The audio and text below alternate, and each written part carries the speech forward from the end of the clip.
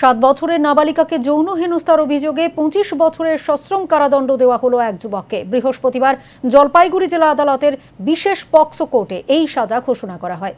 2021 সালে ডুয়ার্সের ধূপগুড়িতে এই ঘটনা ঘটেছিল। অভিযোগ, একই বাড়ির প্রতিবেশী ভাড়াটে যুবক ফাঁকা বাড়ির সুযোগ নিয়ে 7 বছরের ওই নাবালিকাকে ডেকে নিয়ে তাকে যৌন হেনস্থা করে।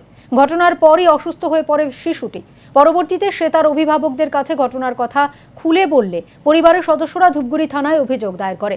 গত 4 বছর ধরে মামলা চলার পর বৃহস্পতিবার এই সাজা ঘোষণা করেন জলপাইগুড়ি জেলা আদালতের বিশেষ পক্সো কোর্টের বিচারক রিন্টু সুর। জেলা আদালতের সরকারি আইনজীবী দেবাশিস দত্ত জানান, এই মামলায় নির্যাতিতার পরিবারের 11 জনের সাক্ষ্য গ্রহণ করা হয়েছে। অভিযুক্তর পক্ষ থেকে সাক্ষ্য দিয়েছেন আরও 2 জন। সাজাপ্রাপ্ত যুবককে 50,000 টাকা জরিমানা করেছেন বিচারক। অনাদায়ে আরও 5 মাসের কারাদণ্ড। পাশাপাশি নির্যাতিতা নাবালিকাকে 5 লক্ষ টাকা ক্ষতিপূরণ দেওয়ার জন্য ডিস্ট্রিক্ট লিগ্যাল সার্ভিস অথরিটিকে নির্দেশ দিয়েছেন বিচারক। এই ঘটনাতে পুলিশ তদন্ত আসামিকে অ্যারেস্ট করে এবং পুলিশ তদন্ত শেষ করে চার্জশিট দাখিল করে।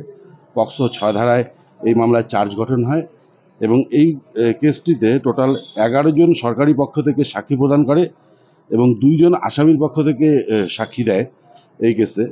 এবং তারপরে উভয় পক্ষের সওয়াল জবাব হওয়ার পরে মহামান্য আদালতের বিচারক আজকে এই আসামি রঞ্জন বর্মনকে 25 বছরের সশ্রম কারাদণ্ড সঙ্গে 50,000 টাকা জরিমানা, অনাদায়ে আরও 5 মাসের সশ্রম কারাদণ্ড ঘোষণা করেন এবং ভিকটিমকে 5 লক্ষ টাকা ক্ষতিপূরণ দেওয়ার জন্য ডিস্ট্রিক্ট লিগ্যাল সার্ভিস অথরিটিকে অর্ডার করেন।